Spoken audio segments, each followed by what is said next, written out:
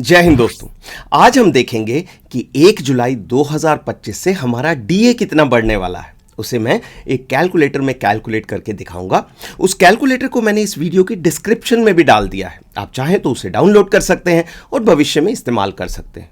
लेकिन उससे पहले देखते हैं ministry of labour and employment के 30 जून 2025 के लेटर को। इस लेटर के ऊपर के हिस्से को आप अब अपनी स्क्रीन पर देख सकते हैं। ये लेटर मिनिस्ट्री ऑफ लेबर हर महीने के लास्ट दिन को इशू करती है।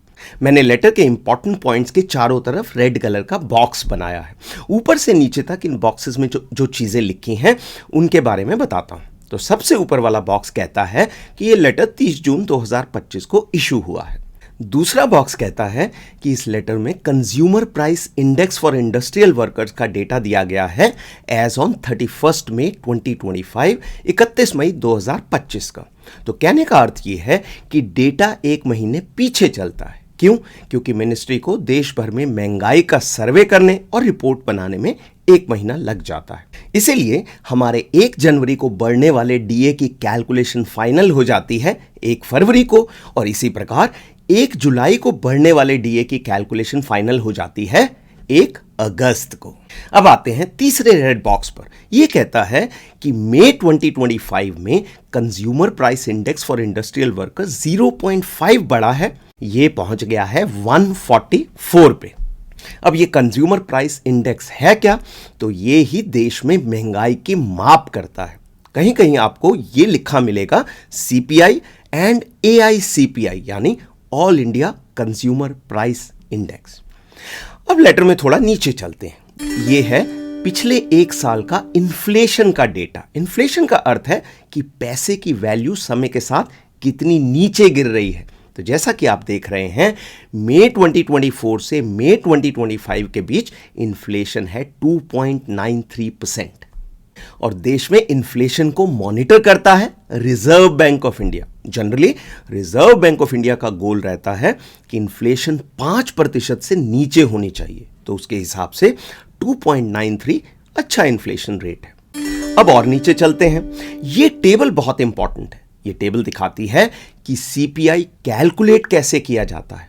तो महंगाई को मापने के लिए लेबर मिनिस्ट्री ने चीजों को 6 ग्रुप्स में बांटा है, जो है नंबर 1 रोटी, नंबर 2 सिगरेट और दारू, नंबर 3 कपड़ा, नंबर 4 मकान। तो रोटी, कपड़ा और मकान तीनों कवर हो गए, और रोटी से पहले जो पीना है वो भी कवर हो गया। अब नंबर 5 डीजल, पेट्रोल और बिजली, और नंबर 6 मिसलेनियस। मिसलेनियस कैटेगरी में वो सभी आइटम आते हैं जो बाकी 5 कैटेगरीज में शामिल नहीं है। तो इन सभी चीजों की महंगाई को अलग अलग मापा जाता है और फिर उनकी एवरेज निकालकर फाइनल सीपीआई को कैलकुलेट किया जाता है। यह टेबल इसलिए इंपॉर्टेंट है क्योंकि इसमें आपके एक सवाल का जवाब छिपा है। मैंने सेविंग्स वाले वीडियो में सुझाव दिया था कि हर 6 महीने जब हमारा डीए बढ़ता है या हर साल इंक्रीमेंट लगता है तो हमें अपनी सेविंग बढ़ानी चाहिए, चाहे एफपीपी में या बैंक में या म्यूचुअल फंड में। तो बहुत से लोगों के कमेंट्स आए, वो नाराज थे कि आपको कुछ पता नहीं है, महंगाई भी बढ़ रही है, बार बार सेविंग बढ़ाना संभव नहीं है। तो इस टेबल से आपको यह क्लियर होगा कि महंगाई का असर पड़ता तो सब पर है, लेकिन हम सैनिकों पर सिविलियन से कम पड़ता है, चाहे वो ऑफिसर्स हों, जेसीओज, एनसीओज या अदर रैंक्स। क्यों? जरा टेबल को देखिए। खाने की कॉस्ट बढ़ती है, लेकिन हमारा राशन और दूध सब फ्री है। पीने की कोई प्रॉब्लम नहीं है, दारू सीएसडी से आ रही है। हाउसिंग सरकारी है और घर ऑफिस से 2 किलोमीटर है, तो पेट्रोल डीजल के रेट से कोई मतलब नहीं है। भाई, पेट्रोल डीजल का रेट तब मैटर करता है जब हमारा ऑफिस घर से 30 किलोमीटर दूर है। तो इसलिए मेरा अनुमान है कि अगर प्राइवेट नौकरी वाले सिविलियन के लिए इन्फ्लेशन 3% है, तो हमारे लिए केवल 1.5% है, 1.5%। तो इसलिए सेविंग बढ़ाना तो बनता है दोस्तों। बढ़ानी है नहीं, वो फैसला आपका है। मैं कौन होता हूं ये कहने वाला कि आपको बढ़ानी ही पड़ेगी, लेकिन ये एक बड़े भाई की तरफ से सुझाव है।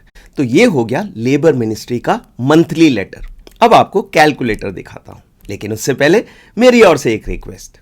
अगर आपको ये वीडियो पसंद आता है तो वीडियो को लाइक कीजिए, अपने दोस्तों के साथ शेयर कीजिए और मेरे चैनल को सब्सक्राइब कीजिए। सब्सक्राइब करने से मेरे नए वीडियो यूट्यूब ऑटोमेटिकली आपके पास भेजता रहेगा। Thank you. ग्रेट। तो ये आ गया डीए कैलकुलेटर आपकी स्क्रीन पर। तो जैसा कि आप देख सकते हैं, पहला कॉलम है मंथ यानी महीना, जहां पर मैंने जनवरी 2024 से पूरा आपको डेटा दिखाया है। दूसरा कॉलम है CPI-IW यानी consumer price index for industrial workers. वो हर महीने, जैसा कि मैंने बताया है, लेबर मिनिस्ट्री निकालता है। तो मई 2025 के महीने में ये पहुंच गया है 144 पे। तीसरा कॉलम है एवरेज ऑफ पास्ट 12 मंथ्स। इसका मतलब है कि हर महीने इस फिगर को निकालने के लिए लास्ट 12 महीने का जो भी CPI है उसका एवरेज लिया जाता है। जैसा कि आप देख सकते हैं, अप्रैल 2025 के फिगर को कैलकुलेट करने के लिए हमने पिछले 12 फिगर्स को लिया दूसरे कॉलम में से, यानी मई 2024 से अप्रैल 2025 तक, और उन सब का एवरेज ले लिया, 12 से उनको डिवाइड कर दिया, तो वो फिगर आ गया 142.9। इसी तरह मई 2025 के लिए हमने पिछले साल के जून यानी जून 2024 से मई 2025 के फिगर को लिया और उनका एवरेज निकाल लिया, और वो आ गया 143.3।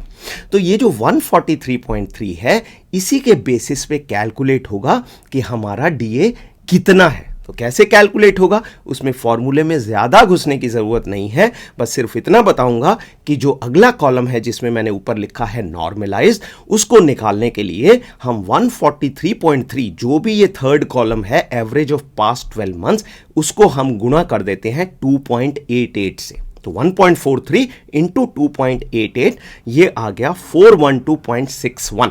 और लास्ट कॉलम में डीए निकालने के लिए इस नॉर्मलाइज्ड पर एक और फॉर्मूला लगता है। उस फॉर्मूले में भी आपको घुसने की ज़रूरत नहीं है, आप इस कैलकुलेटर को यूज़ कर सकते हैं, मैंने डिस्क्रिप्शन में डाला हुआ है। और ये जो है मई 25 में हमारा डीए पहुंच गया, जैसा कि आप देख रहे हैं, 57.85%। और जून का अभी बाकी है। अब जून का देख लेते हैं क्योंकि वो इंपॉर्टेंट है, पर उससे पहले उन दो लाइनों पर नजर डालते हैं जो कि मैंने ऊपर ग्रीन में दिखाई हुई हैं। तो जून 2024 में लास्ट में जो डीए निकल के आया था वो था 53.36%, और इसीलिए आपको याद होगा कि 1 जुलाई से हमारा डीए बढ़कर हो गया था 53%। उसके नीचे जो ग्रीन लाइन है दिसंबर 2024, उसमें जब डीए कैलकुलेट हुआ तो वो निकल के आया 55.99%, यानी 0.01% कम रह गया था 56 से। पर नियम है, सरकार ने नियम बना रखा है कि अगर वो राउंड फिगर में नहीं आएगा तो उसे नीचे वाला फिगर लिया जाएगा, तो इसलिए हमारा डीए केवल 2% बढ़ा और वो हो गया 55%। अब आते हैं जून 2025 पर। तो जैसा कि आप जानते हैं ये फिगर 1 अगस्त को आएगा, लेकिन एक बार कैलकुलेटर में डाल के देखते हैं कि कितना होना चाहिए कि हमारा डीए 58% क्रॉस कर जाए। तो अब आप जून में जो मैंने फिगर्स लिख रखी हैं उसको भी देख सकते हैं। अगर CPI 144 ही रहता है, जैसा कि आप देख पा रहे हैं, तो फॉर्मूले के हिसाब से डीए आएगा 58.08%, यानी कि 58 क्रॉस कर जाएगा और हमें 3% डीए इंक्रीज मिल जाएगा। तो कहने का मतलब है अगर 144 रहा या उससे ऊपर गया तो हमारा डीए इंक्रीज 3% होगा, और 3% हाइक का इंतजार करते हैं। अगला वीडियो इसी टॉपिक पर निकालूंगा, इसी कैलकुलेटर पर कैलकुलेट करके दिखाऊंगा 1 या 2 अगस्त को। तब तक अपना ख्याल रखें और स्वस्थ रहें।